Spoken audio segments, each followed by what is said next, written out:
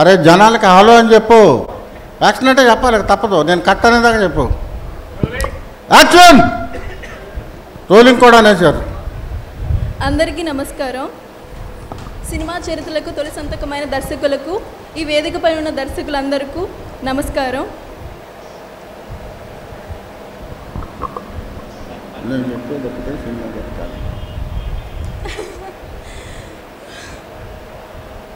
ఈ దర్శక దినోత్సవాన్ని సంబరంగా నిర్వహిస్తున్న దిలీప్ రాజా గారికి, మా టీకి అందరికీ నమస్కారం. నేను చెప్పేది ఒకటి, సినిమా బ్రతకాలి, మాలాంటి వర్తమాన నటీనటులను దర్శకులు తీర్చిదిద్దాలి. Thank you so much. జై తెలుగు సినిమాను. జై తెలుగు సినిమా. జై Telugu cinema. Right. Once again happy directors day to all directors. Next Divija. Telugu మాట్లాడతావు కదా? తప్పకుండా మాట్లాడు. ఈ అవకాశం ఇచ్చిన దిలీప్ గారికి, రత్నాకర్ గారికి నేను ఎంతో రుణపడి ఉన్నాను. అండ్ ఈ డైరెక్టర్స్ డే రోజు ఇలా వస్తుందని అసలు నా లైఫ్లో నేను ఎప్పుడు కళ్ళ కూడా ఊహించలేదు. ఇంత అగ్రదర్శకుల మధ్య నేను ఇలా నించుంటాను అని ఎప్పుడు నేను అనుకోలేదు. సో మన ఆంధ్రప్రదేశ్, తెలంగాణ విడిపోవడం అనేది ఒక విధంగా చాలా బాధ కారణమైన మరి దిలీప్ గారు ఇంత పెద్ద అడుగు ముందుకేసినందుకు మాకులాంటి ఆర్టిస్టులు ఎంతోమంది మన తెలుగు దర్శకులు ఎంతో పైకి ఎదగాలి సార్. ఇప్పటికీ మీకు ఒక మంచి గుడ్ న్యూస్ చెప్తాను.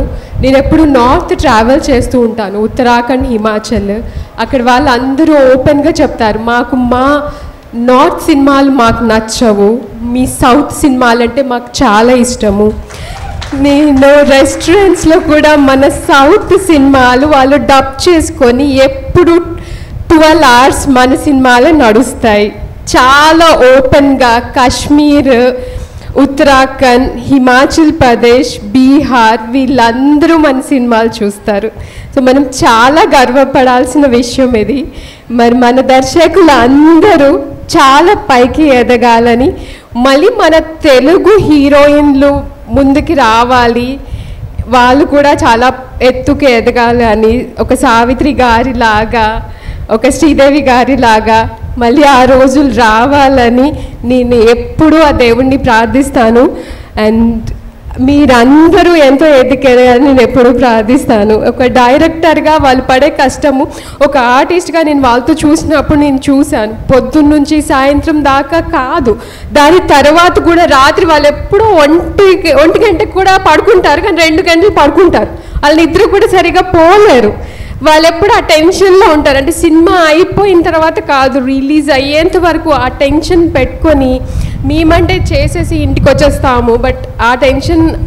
అంటే డైరెక్టర్స్ అనేది they are the souls for the movie sir.